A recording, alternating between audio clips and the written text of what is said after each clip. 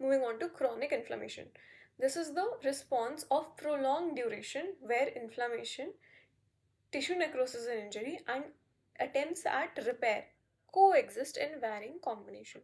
ये तीनों चीज़ें एक साथ एक टाइम पर हो रही हैं. अब इसके कॉजेज क्या क्या हो सकता है? रिकरेंट इन्फ्लेमेशन हो, हाइपर सेंसिटिविटी हो जाए, there is prolonged exposure to any toxic, या फिर there are certain pathogens which lead to chronic inflammation only. So there are two types of chronic inflammation. There is chronic non-specific, for example lung abscess, osteomyelitis, and then there is chronic specific, which is chronic granulomatous inflammation, TB, leprosy, syphilis, actinomycosis, all of these. तो अब जो ग्रैन्युलोमेटस infection होता है वो क्या होता है? It is a type of chronic inflammation जहाँ पे मैक्रोफेजेस रहेंगे, टी लिम्फोसाइट रहेंगे, नेक्रोसिस रहेगा साथ में. So what exactly is granuloma? It is a circumscribed lesion, उसके मार्जिन पहले से डिवाइडेड है, विच इज जिसमें सेंटर में एपिथेलियोइड सेल रहेंगे और उसकी एक कॉलर होगी जिसमें लिम्फोइड सेल होंगे.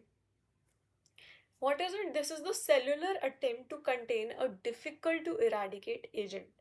ऐसी कोई भी चीज़ जो इजीली जा नहीं रही है उसको बॉडी क्या करती है कि वो वहीं पे रह जाए, ये बॉडी में स्प्रेड ना हो.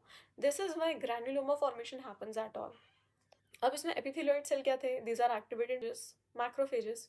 अब व्हाट इज द पैथोजेनेसिस? या तो फॉरेन बॉडी या तो इम्यून मिलिएटेड, जिस भी कारण से सेल इंजरी हो रही है और वो इरेडिकेट नहीं हो पा रहा है एजेंट, वहाँ पे क्या होता है? वहाँ पे कंटिन्यूस वीक इन्फ्लेमेटरी रिस्पॉन्स बना रहता है.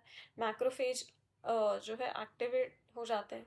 अब क्योंकि वहाँ पे अभी भी वहाँ पे एजेंट बना हुआ है तो यहाँ पे CD4 टी सेल्स एक्टिवेट हो जाएंगे जो कि साइटोकाइन रिलीज कराएंगे. वहाँ पे टिश्यू मैक्रोफेज और आएंगे बिकॉज ऑफ द साइटोकाइन.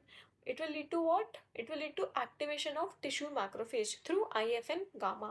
तो ये क्या करते हैं? ये जाके वहाँ पे जाइंट सेल या एपिथेलियोइड सेल बन जाते हैं and they lead to formation of granuloma. तो अब ग्रैन्युलोमा में क्या क्या था? एपिथेलियोइड सेल थे, मल्टी न्यूक्लिएटेड जाइंट सेल थे, लिम्फॉइड सेल थे. We had necrosis and fibrosis, all of this happening at the same time. इसमें तक जो क्वेश्चन आता है which is the types of giant cell. तो the types of giant cell में all you need to know is foreign body giant cell जो कि TB या लेप्रेसी में मिलता है. लैंगहैंस जाइंट सेल जिसमें जो न्यूक्लियस होता है वो हॉर्सशू शेप्ड होता है या बाइपोलर होता है, जो मिलता है TB एंड सार्कोइडोसिस में. टूटन्स जो कि ज़ैंथोमा में मिलता है. एशकॉफ जो कि रूमेटिक नोड्यूल्स में मिलता है, रूमेटिक हार्ट डिसीज में. एनाप्लास्टिक ट्यूमर्स जो कि सॉफ्ट टिश्यू सार्कोमा में मिलते हैं. And Reed Sternberg cells which are found in Hodgkin's lymphoma. There is also osteoclastic giant cell of bone tumor, but that's it.